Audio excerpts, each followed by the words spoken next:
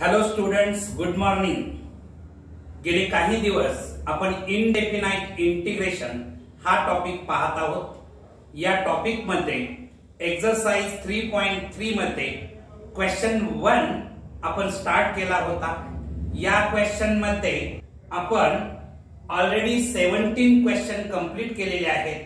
आज आपण question number 18 पाहणार आहोत. Exercise 3.3 he totally integration by parts या कन्सेप्ट वरती डिपेंड्स आहे. तेव्हा आज आपण क्वेश्चन नंबर 18 आणि त्याच्या पुढचे क्वेश्चन बघणार आहोत. क्वेश्चन नंबर 18 काय आहे बघा. Integration of sine of log x whole square upon x into log x dx याचं इंटिग्रेशन I येतं असं आपण कन्सिडर करू. Let I is equal to integration of sine of log x whole square upon x into log x dx. आता log x whole square याच्यासाठी मी t put करतो. Put log x whole square is equal to t. जेव्हा आपण substitutions करतो आहे तेव्हा differentiate करतो आहे. Differentiating both sides with respect to x we get. तर x च्या रिस्पेक्ट मध्ये मी जर याला डिफरन्शिएट केलं तर d by dx of log x whole square is equal to dt by dx मला मिळणार आहे. आता याची डेरिव्हेटिव्ह काढत असताना log x साठी मी तात्पुरतं x कन्सिडर करतो. म्हणजे हे x स्क्वेअर होणार आहे. x स्क्वेअर ची derivative with respect to x 2x येते. म्हणजे 2x च्या जागेला log x आहे म्हणून मी log x लिहिलं. याला मी तात्पुरतं x कन्सिडर केलं होतं म्हणून मी पुन्हा त्याला डिफरन्शिएट करणार. log x ची डेरिव्हेटिव्ह 1 अपॉन x हे dx इथं डिवाइड आहे इकडे येऊन मल्टिप्लाय होईल इज इक्वल टू dt. आता हे 2 इथे इनटू आहे त्या साइडला जाऊन डिवाइड होईल म्हणजेच log x upon x dx is equal to half dt असं मला मिळणार आहे. आता हेच मिळवल्यानंतर तुमचं I म्हणजे इंटिग्रेशन ज्याचं तुम्ही काढता आहात ते फंक्शन काय होणार बघा. I is equal to integration of sine log x square साठी t पुट करणार आहात म्हणजे हे साइन t होणार आहे. आणखी log x upon x dx एवढ्या पार्ट साठी तुम्ही हाफ dt पुट करणार आहात. हाफ dt हे हाफ जे आहे हे कॉन्स्टंट आहे. इंटिग्रेशनच्या बाहेर घेऊ. I is equal to half into integration of sine t dt. Integration of sine t dt. आता साइन t चं integration with respect to t मला मिळतं आहे मायनस कॉस t म्हणजेच half into minus cos t plus integral constant c. I is equal to हे minus sine सुरुवातीला घेऊया. Minus half into cos t च्या जागेला आपण log x होल स्क्वेअर लिहिणार आहे. cos of log x whole square plus c हे तुमचं फायनल आन्सर आहे. ओके, नेक्स्ट क्वेश्चन आपण बघणार आहोत. Question number 19.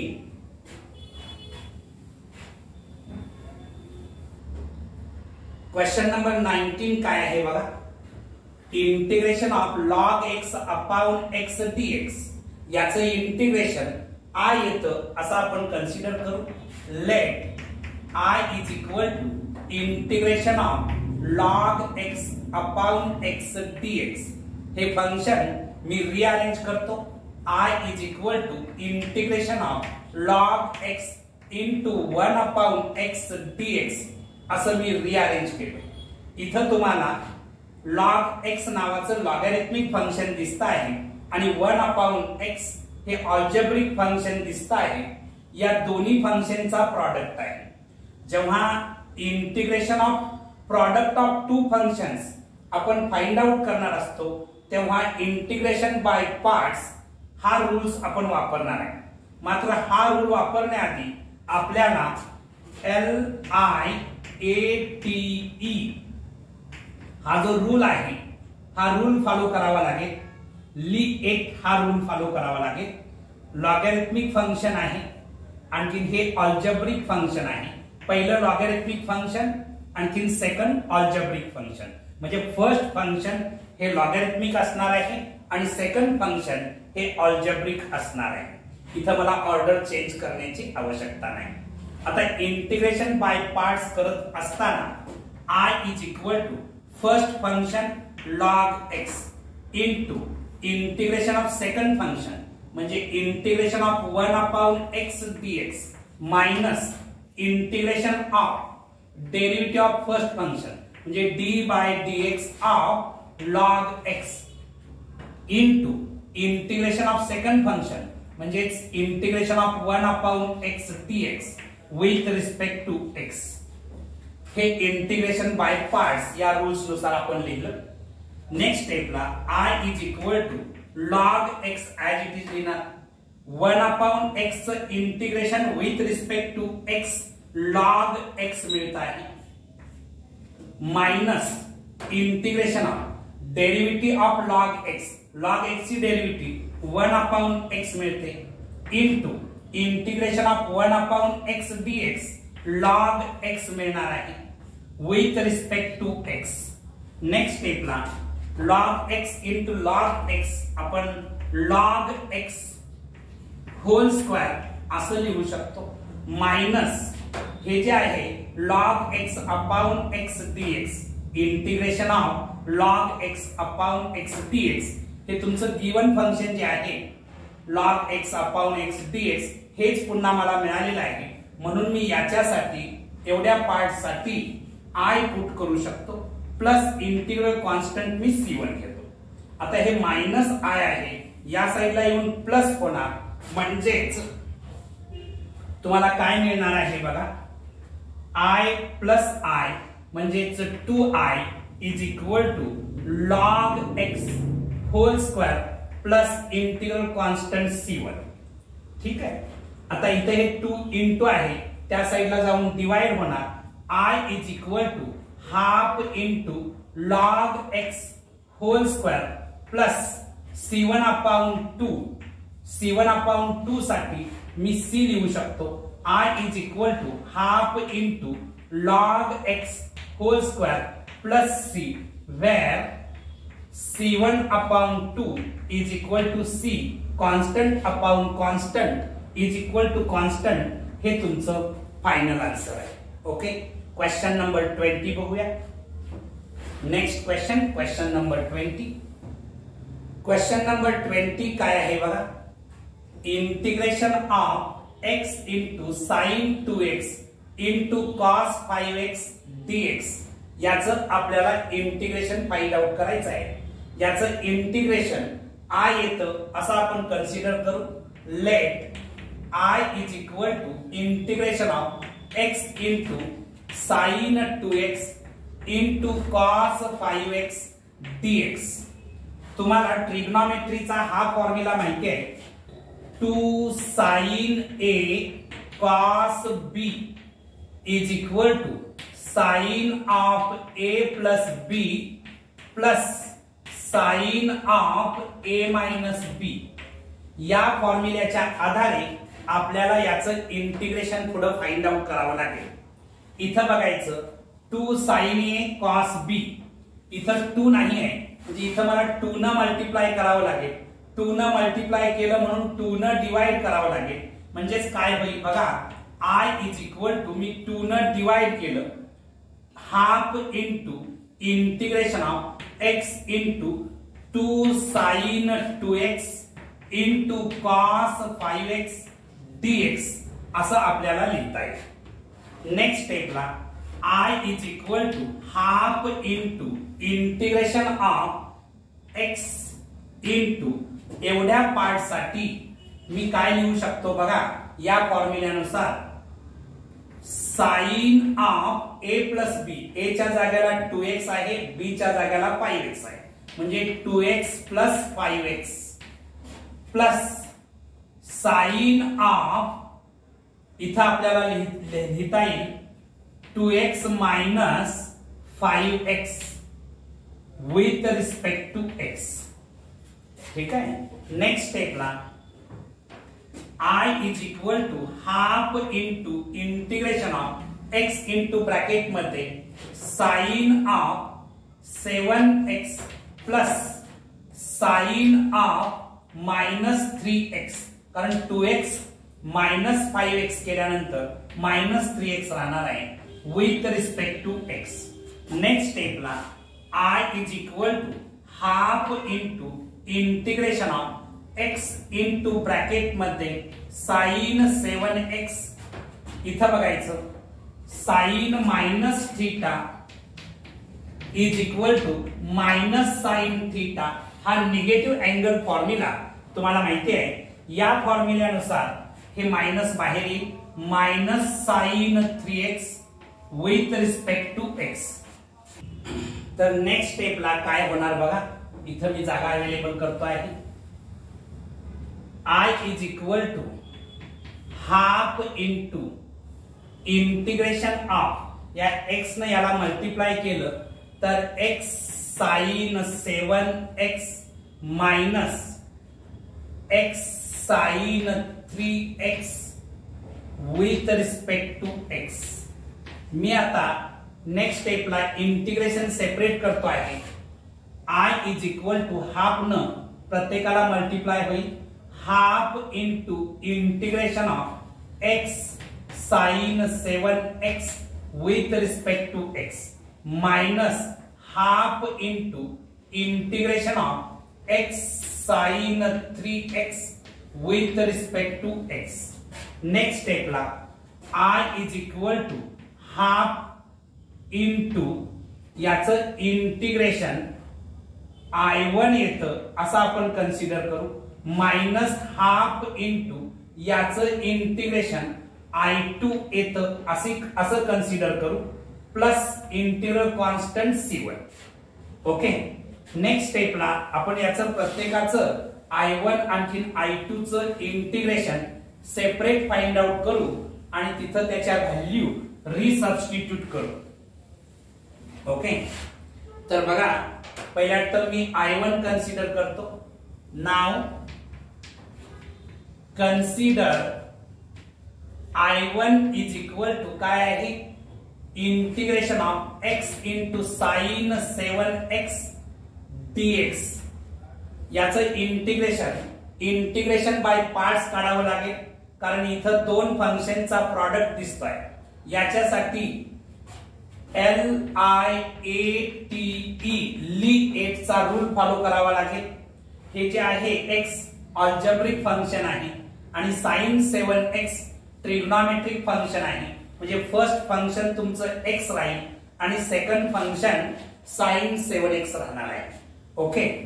आता इंटिग्रेशन बाय पार्ट्स याचं इंटिग्रेशन फाइंड आउट करत असताना I is equal to first function into integration of second function म्हणजे sin 7x dx minus integration of derivative of first function म्हणजे d by dx of x into integration of second function म्हणजे sin 7x dx याचं integration with respect to x लिहावं लागेल. Next स्टेपला I1 is equal to हे x as it is राहणार, sin 7x चं integration with respect to x minus cos 7x. मात्र x चा कोएफिशिएंट 7 असल्यामुळे मला 7 ने डिवाइड करावं लागेल, minus integration of derivative of x with respect to x 1 मिळणार आहे आणि sin 7x चं integration with respect to x minus cos 7x upon 7 राहणार आहे with respect to x. With respect to x. ठीक आहे.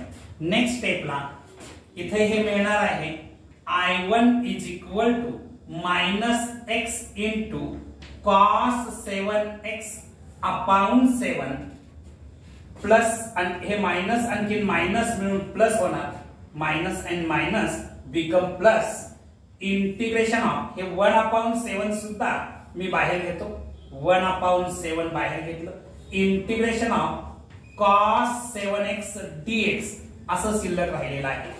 नेक्स्ट स्टेपला I1 is equal to minus x cos 7x upon 7 plus 1/7 into cos 7x integration with respect to x sine 7x मिळणार आहे. x चा coefficient 7 असल्यामुळे मी 7 ने divide करणार आहे, प्लस इंटिग्रल कॉन्स्टंट इथं मी c1 वापरलेला आहे म्हणून इथं c2 लिहितो. ठीक आहे. नेक्स्ट याला आपण थोडं मॉडिफाय केलं तर I1 इथं लिहितो मी, I1 इज इक्वल टू हे बघा साइन 7x अपॉन 49 येणार आहे. 7 into 7 means 1/49 साइन 7x असं लिहितो. आणखी हे minus 1/7 x cos 7x plus integral constant c. ठीक आहे. हे I1 ची व्हॅल्यू आपल्याला मिळालेली आहे. नेक्स्ट आपण फाइंड आउट करूया I2. ओके. I2 ची व्हॅल्यू फाइंड आउट करण्यासाठी इथं मी आता कन्सिडर करतो आहे I2.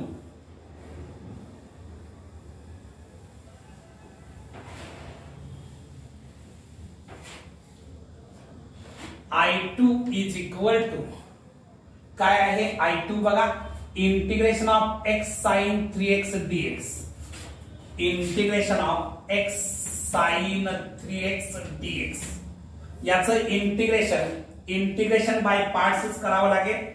फर्स्ट फंक्शन तुमचं अल्जेब्रिक राहील आणि सेकंड फंक्शन ट्रिग्नॉमेट्रिक राहील. Integration by part find out करत असताना I2 is equal to first function x as it is into integration of second function म्हणजे sin 3x dx minus integration of derivative of first function म्हणजे d by dx of x into integration of second function म्हणजे integration of sin 3x with respect to x. Next step ला I2 is equal to x as it is sin 3x integration with respect to x minus cos 3x upon 3 राहणार आहे, minus integration of x ची derivative with respect to x 1 मिळते आहे आणि sin 3x integration with respect to x minus cos 3x upon 3 राहणार आहे with respect to x as it is तुम्ही लिहिणार आहात. नेक्स्ट स्टेपला I2 is equal to minus 1/3 x cos 3x हे मायनस मायनस प्लस होणार. आणखी हे 1/3 इंटिग्रेशनच्या बाहेर घेतलं तर integration of cos 3x dx असं राहणार आहे. नेक्स्ट स्टेपला I2 is equal to minus 1/3 x cos 3x plus 1/3 cos 3x integration with respect to x sin 3x upon 3 येणार प्लस इंटिग्रल कॉन्स्टंट मी c3 लिहितो. याला फर्दर जर सिम्प्लिफाय केलं तर मला I2 काय मिळणार बघा.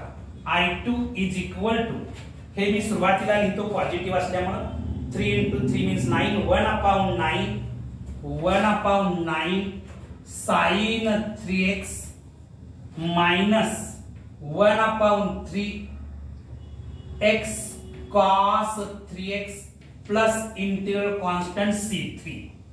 ओके. हे तुम्हाला I2 मिळालेला आहे. आता नेक्स्ट स्टेपला या ज्या व्हॅल्यूज I1 आणि I2 च्या मिळालेल्या आहेत याला आपण हे जे इक्वेशन आपण कन्सिडर केलेलं आहे I1 I2 याला काहीतरी इक्वेशन 1 म्हणा या इक्वेशन 1 मध्ये या व्हॅल्यूज रिसबस्टिट्यूट करू तर काय होणार बघा. फ्रॉम वन मला काय मिळेल बघा. I is equal to half into I1 माझ्याकडे काय आहे बघा. 1/49 sign 7x minus 1/7 x cos 7x असं मिळालेलं आहे. ही I1 ची व्हॅल्यू भरली. इथं मी जागा अवेलेबल करतो. मायनस हाफ इंटू I2 ची व्हॅल्यू मला मिळालेली आहे 1/9 sign 3x minus 1/3 x cos 3x. आणखी याचा इंटिग्रल कॉन्स्टंट हा C2 मानला होता. याचा इंटिग्रल कॉन्स्टंट C3 कन्सिडर केला होता. म्हणजे C2 प्लस C3 होणार. ठीक आहे. आपण या व्हॅल्यूज पुट केलेल्या आहेत. आता याला फर्दर सिम्प्लिफाय करू आपण. I इज इक्वल टू याने याला मल्टिप्लाय केलं हाफ न तर 1/98 sign 7x minus 1/14 x cos 7x. या मायनस साइन मुळे साइन चेंज होणारच आहे.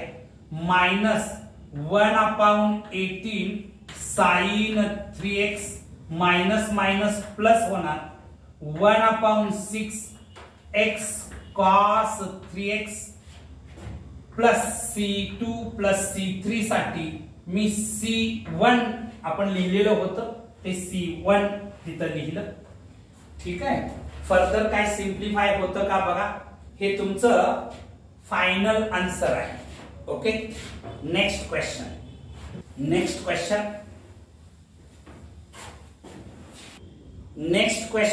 क्वेश्चन नंबर 21 काय आहे बघा. Integration of cos of cube root of x dx याचं इंटिग्रेशन I येतं असं आपण कन्सिडर करू. Let I is equal to integration of cos of cube root of x with respect to x.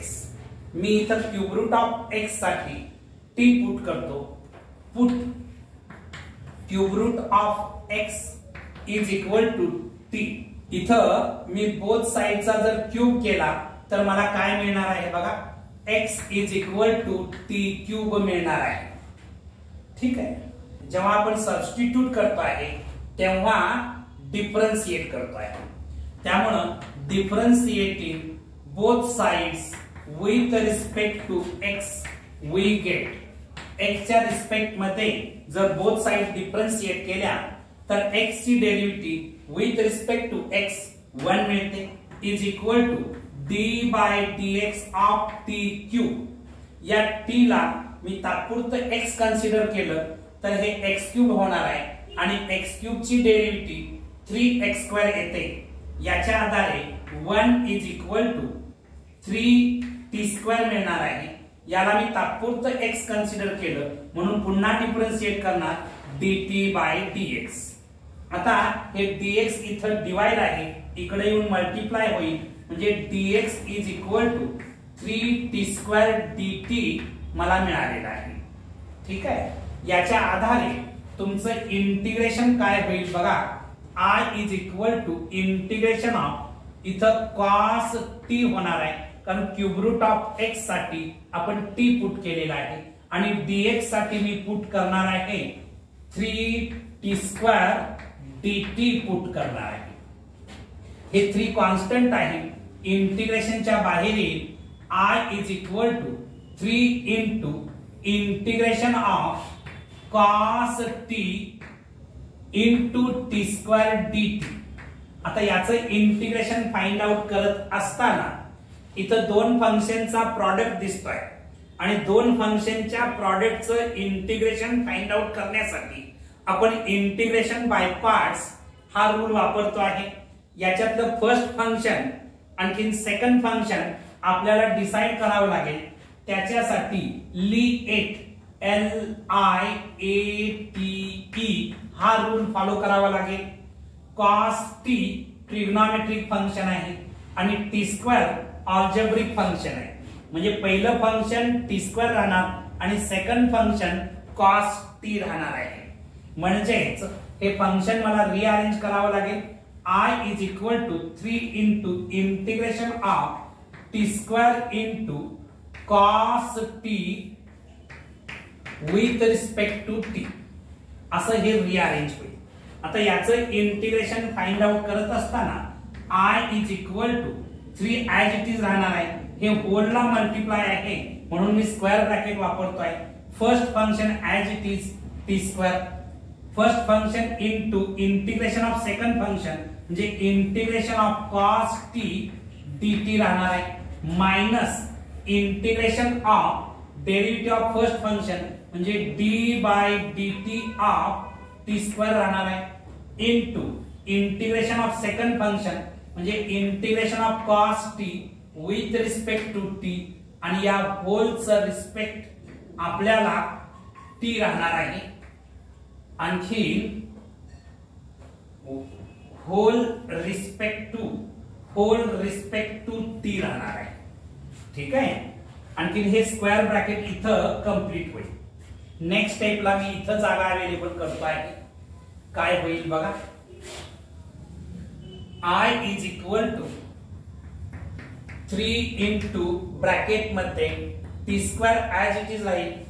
cos t चं integration with respect to t sin t मिळणार आहे minus integration of t स्क्वेअर ची derivative with respect to t 2t मिळणार आहे into cos t चं integration with respect to t sin t मिळणार आहे. आणखी हे with respect to t as it is आणखी स्क्वेअर ब्रॅकेट कंप्लीट. या 3 ने याला मल्टिप्लाय केलं तर I is equal to 3 into t square sin t असं मिळणार आहे. हे 2 कॉन्स्टंट आहे बाहेर घेतलं आणखी या 3 ने मल्टिप्लाय केलं तर -6 into ब्रॅकेट मध्ये integration of t sin t dt असं राहणार आहे. नेक्स्ट स्टेपला इथं जागा अवेलेबल करतो आहे मी. तर काय होईल बघा. I is equal to 3t square into sin t minus 6 into bracket मध्ये याचं इंटिग्रेशन पुन्हा इंटिग्रेशन बाय पार्ट्सनच फाइंड आउट करावं लागेल. म्हणजे first function into integration of second function sin t with respect to t minus integration of derivative of first function d by dt of t लिहिणार into integration of second function म्हणजे integration of sin t with respect to t या होलच्या respect मध्ये t असणार आहे. ठीक आहे. इथं स्क्वेअर ब्रॅकेट इथं कंप्लीट होईल. इथं पाहिजे तर हे सिंपल ब्रॅकेट करा. ठीक आहे. नेक्स्ट स्टेपला I is equal to 3t square into sin t minus 6 into square bracket मध्ये हे t as it is राहील मायनस cos t मिळणार आहे मायनस इंटिग्रेशन ऑफ t ची derivative with respect to t 1 मिळणार आहे इनटू sin t चं integration with respect to t minus cos t. Okay. आणि हे with respect to t as it is राहणार आहे. हे स्क्वेअर ब्रॅकेट कंप्लीट. नेक्स्ट स्टेपला I is equal to 3t square into sin t -6 ने इथं multiply करणार -6t हे मायनस आणखी हे मायनस प्लस होणार +6t cos t हे मायनस आणखी हे मायनस प्लस होणार मात्र हे मायनस म्हणून पुन्हा मायनस येणार 6 into integration of cos t with respect to t. Next स्टेपला मी इथं जागा अवेलेबल करतो आहे.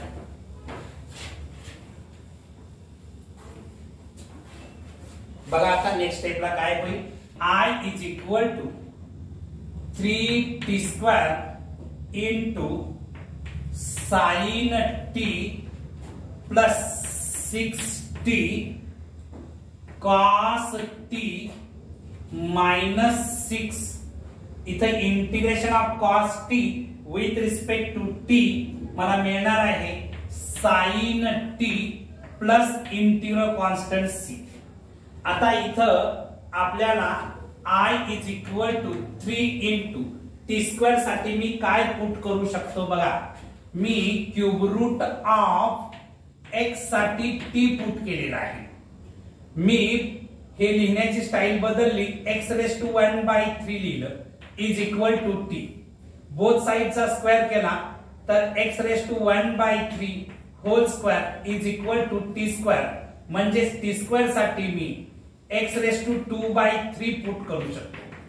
t स्क्वेअर साठी मी काय पुट करू शकतो, x raise to 2/3, x raise to 2/3 sine t, t च्या जाग्याला आपण cube root of x put करू शकतो, प्लस 6 इंटू t च्या जाग्याला cube root of x put केलं इंटू कॉस t च्या जाग्याला cube root of x put केलं, माइनस 6 इंटू साइन t आहे म्हणजे sine cube root of x put झालं, plus integral constant c, plus integral constant c. Next काय होईल बघा,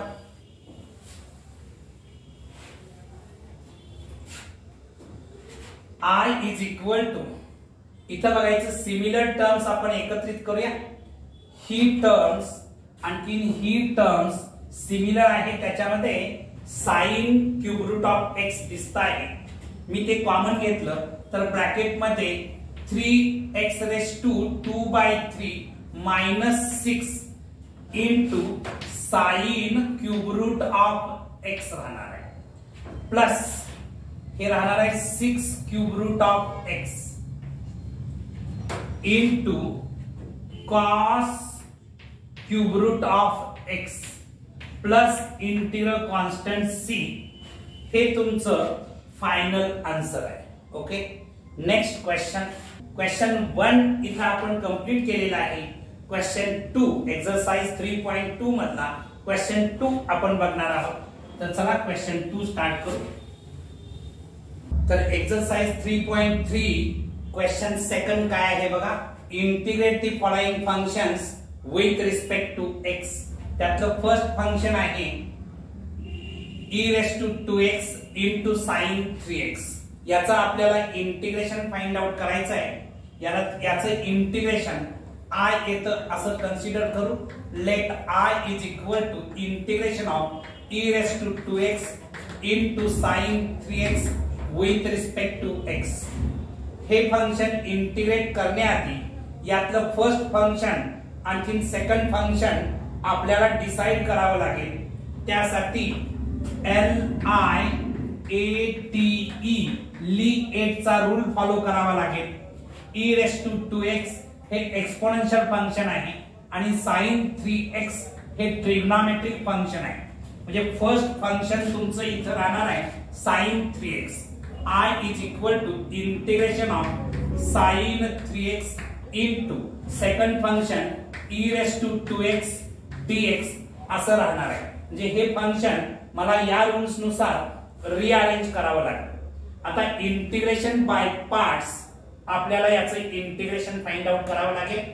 I is equal to first function sin 3x into integration of second function e race to 2x dx minus integration of derivative of first function म्हणजे d by dx of sin 3x into integration of second function म्हणजे integration of e race to 2x dx with respect to x.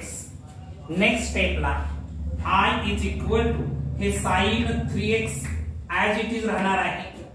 e race to 2x integration with respect to x e race to 2x upon 2 येणार आहे minus integration of derivative of sin 3x sine 3x ची derivative cos 3x येणार आहे. मात्र x चा coefficient 3 असल्यामुळे याला मी 3 न मल्टिप्लाय करतोय. डेरिव्हेटिव्ह काढत असताना मल्टिप्लाय केलं जातं आणि इंटिग्रेट करत असताना x च्या कोएफिशियंट न डिवाइड केलं जातं, हे लक्षात ठेवा. आता याचं इंटिग्रेशन मला मिळणार आहे e⁻²x upon 2 with respect to x as it is राहील. नेक्स्ट स्टेपला I is equal to sine 3x into e⁻²x upon 2 minus हे 3 अपॉन 2 कॉन्स्टंट आहे, इंटिग्रेशनच्या बाहेर घेतलं 3/2 into integration of cos 3x into e⁻²x dx असं मिळणार आहे. नेक्स्ट स्टेपला काय होईल बघा, इथं जागा अवेलेबल करतो. I इज इक्वल टू हे लिहित असताना 1/2 e⁻²x इंटू साइन 3x अशी रिअरेंजमेंट करतो याची, मायनस 3/2 हे होलला मल्टिप्लाय असल्यामुळं मी इथं कर्ली ब्रॅकेट यूज करतो. याचं इंटिग्रेशन पुन्हा इंटिग्रेशन बाय पार्ट्सनच आपल्याला फाइंड आउट करावं लागेल.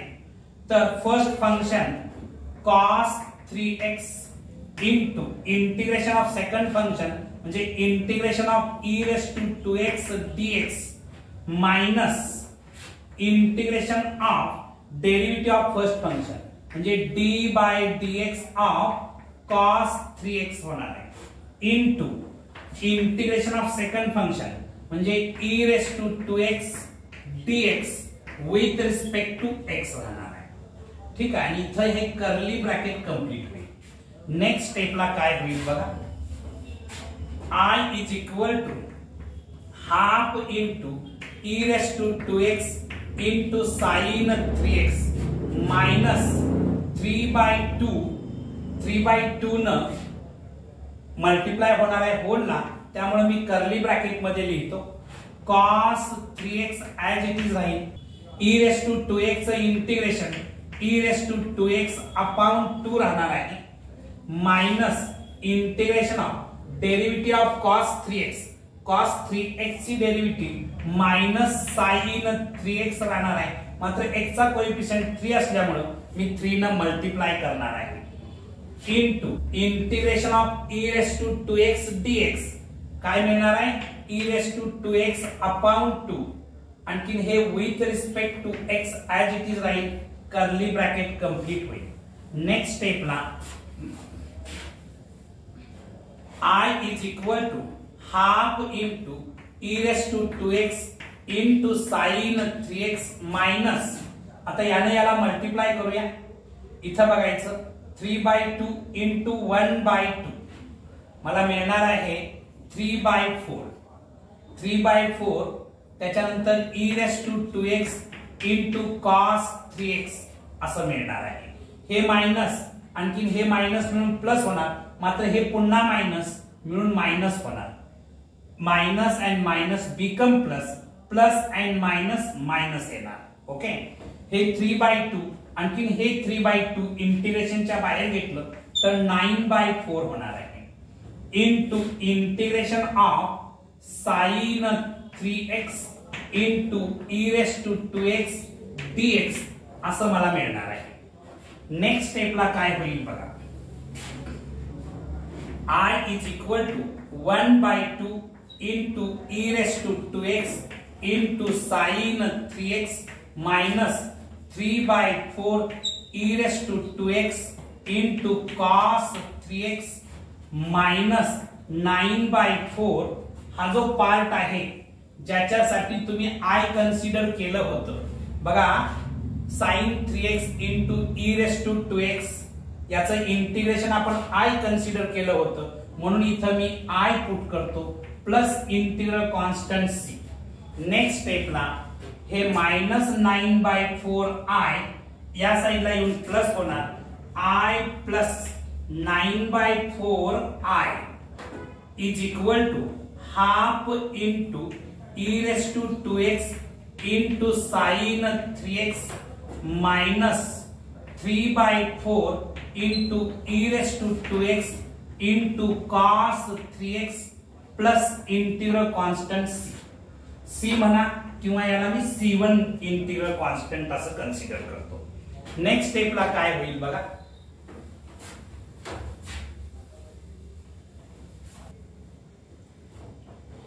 इथं 4i प्लस 9i म्हणजे 13i अपॉन 4 येणार आहे.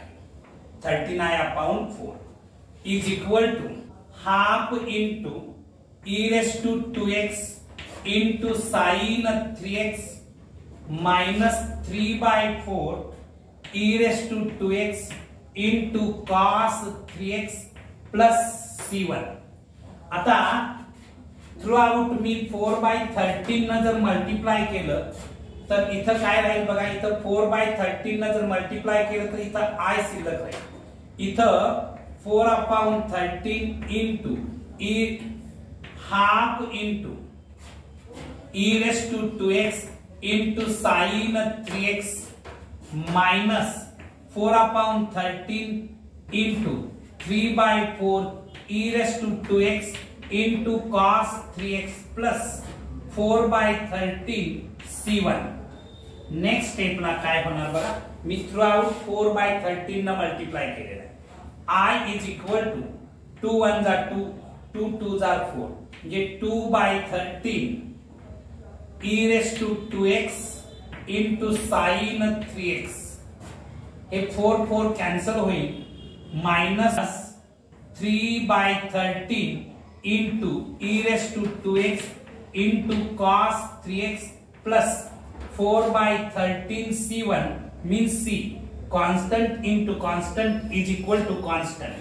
नेक्स्ट स्टेपला काय मिळणार बघा.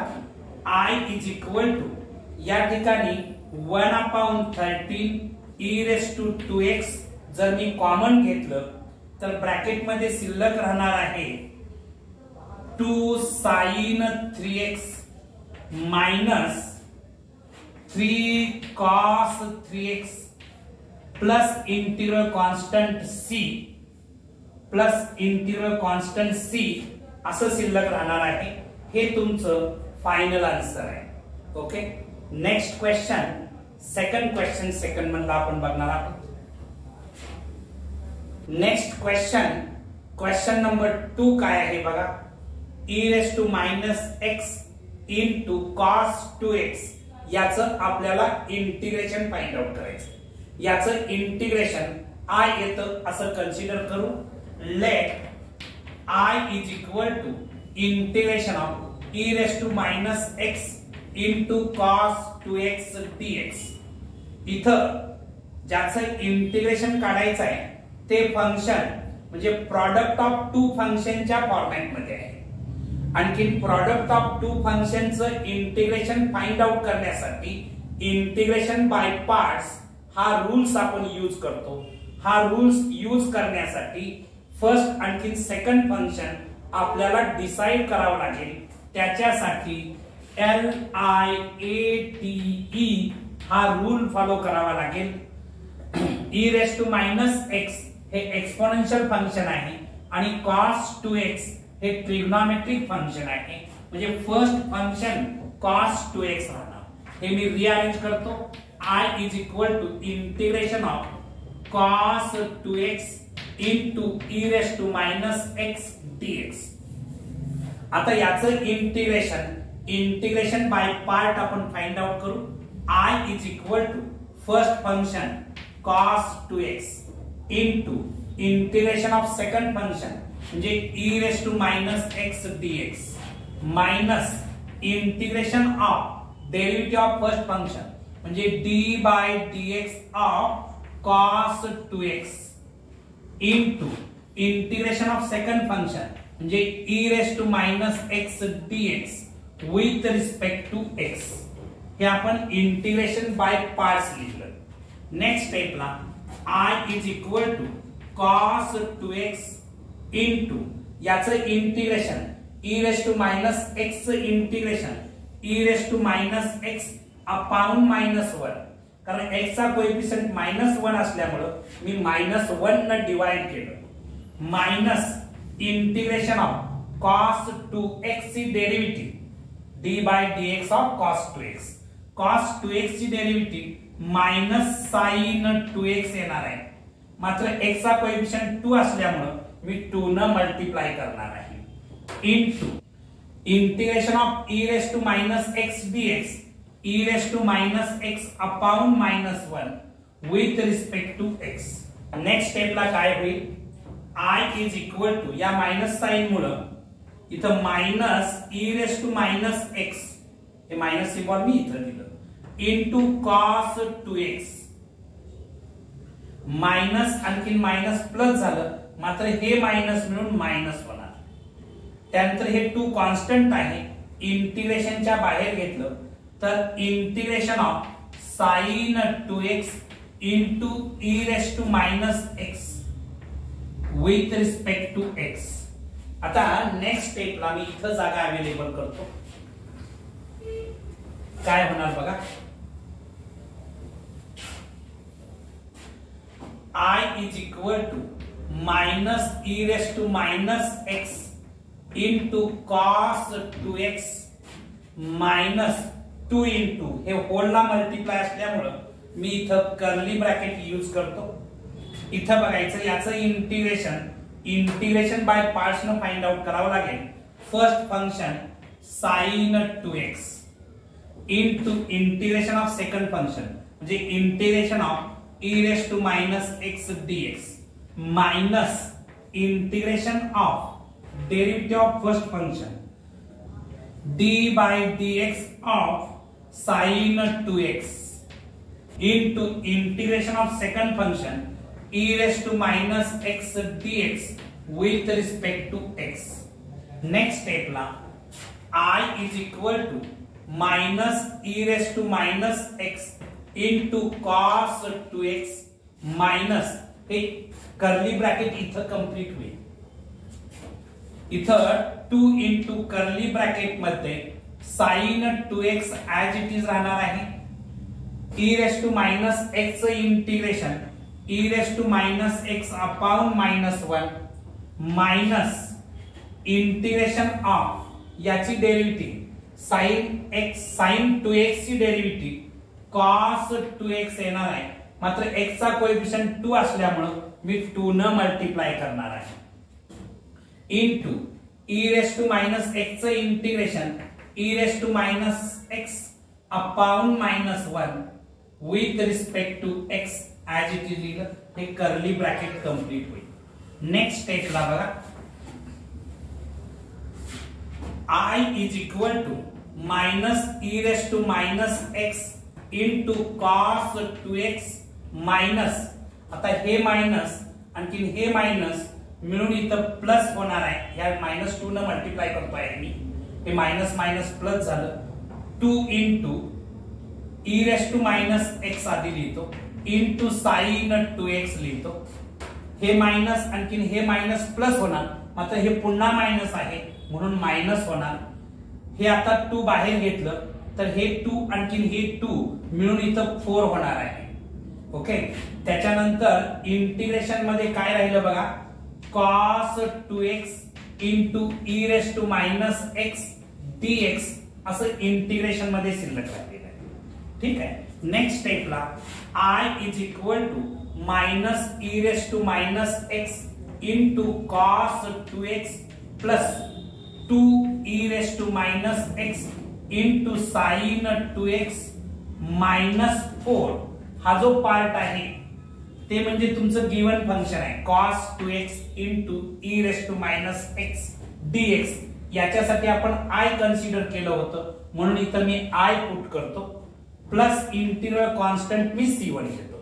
नेक्स्ट स्टेपला i plus 4i minus 4i इकडे आल्यानंतर प्लस 4i झालं is equal to minus e raise to minus x into cos 2x plus 2e raise to minus x into sin 2x plus integral constant c1. मी वरती जागा उपलब्ध करतो आहे, काय होईल बघा.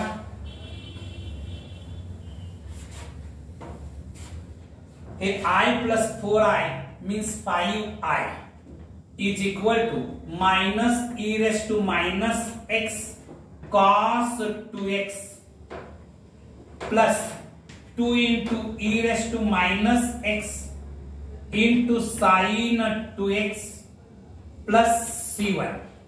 ओके, मी थ्रू आउट 5 न जर डिवाइड केलं तर मला काय मिळेल बघा. I is equal to इथं minus e raised to minus x into cos 2x upon 5 plus 2 e raised to minus x into sin 2x upon 5 plus c1 upon 5. Me through out 5 न divide केल्यानंतर मला ही steps मिळालेली आहे. Next स्टेपला काय common निघेल बघा. I is equal to या ठिकाणी e raised to minus x upon 5 जर मी कॉमन घेतलं, e raised to minus x upon 5 common घेतलं तर ब्रॅकेट मध्ये राहणार आहे मायनस cos 2x इथं शिल्लक राहील. इथं शिल्लक राहणार आहे 2 sin 2x शिल्लक राहील.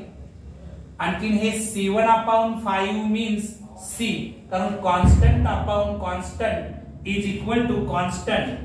हे तुम्ही रिअरेंज करू शकताय. I is equal to e raised to minus x upon 5 into bracket मध्ये 2 sin 2x minus cos 2x plus interior constant c. हे तुमचं फायनल आन्सर असणार आहे. ओके, आज आपण इथं थांबणार आहोत. या एक्सरसाइजचा remaining part next video lectures मध्ये आपण पाहणार आहोत. तुम्हाला हा व्हिडिओ आवडला असेल तर लाईक, शेअर अँड सबस्क्राईब करायला बिलकुल विसरू नका. थँक्यू.